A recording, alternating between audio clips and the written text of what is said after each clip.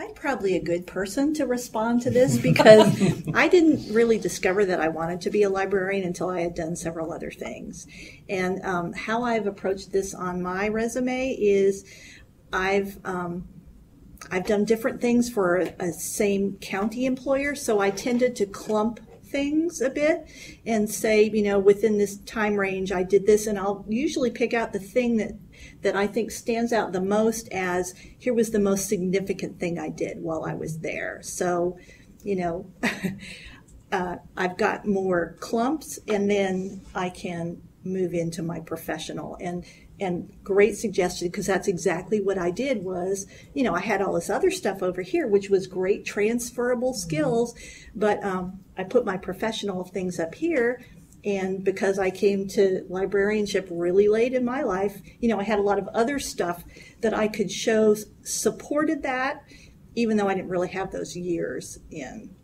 So, you know, I don't think it's helped. You know, you don't want to end up with a 13-page resume, and nobody really wants to know that you worked part-time at the, you know, hospital or something 16 years ago. So it's, you know, again, it's like a judgment call, and maybe a good thing to do is to have somebody else look at your resume. Yes. Maybe somebody who hires people all the time and say, you know, what do you think? What's the impression that you get when you look at this? Is this too much, or what stands out as a red flag? Okay, now's the time I do the little plug. New Members Roundtable does have resume review and cover letter review. If you contact Katrina, she can help you with that. And I'm like Kelly. I have 30 plus years of experience in libraries and in other fields. My resume, I try to hold to absolutely no more than 2 pages. I don't want to see a 10-page resume. I'm a public library. I don't need that much information about you. I want to see what you've done in your most current experience, what you've done that relates to public libraries. Now, if it's 15 years ago and 5 jobs back that you've been in a public library, yeah, you need to tell me about that, because I'm looking for public libraries on there. And if you've been working in an academic setting or a special collection or something else, okay, you do have some public on there, but it's been a while. So I'm going to have to look at that and think about that a little bit. But you need to tell me you've got it. That's where tailoring your resume to the type of institution or to the job comes in. Should I ask maybe a specific question maybe after?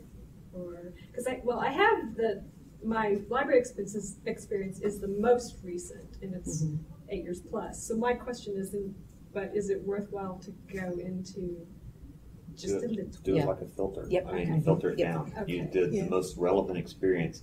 Tell me all about that, and make a bullet line for what you did 15 years ago. Yeah. I mean, because the Kohl's experiences, I mean, I've not done much retail, but I can imagine it would be. I mean, so, you know, any argument you can make for if it's public service, I was like, hey, I was doing this 15 years ago as well. You're still dealing with the public. CPA, and so there's a lot of financial planning and budgeting. Yes. And things that And go again, with libraries. what type of position, exactly, what type of position are you applying for? Are you applying for a library administrative position where you need that?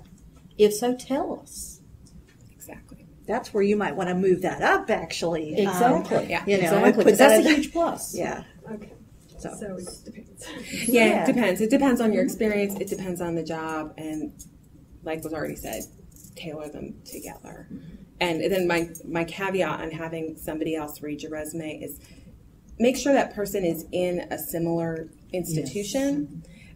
I made the mistake of giving my library resume to a lawyer friend to review. And I mean, she was downright insulted that my resume was 2 pages long. And she's like, I have been a lawyer for 20 years and my resume is 1 page long. So, and I mean, I think that also exists a little bit like within different types of libraries. You know, you can get away with a longer resume in an academic library than you could applying to a public library. So just be aware of your audience, and that people might be like, what is all this crap? Or, you know, more, we need to know more.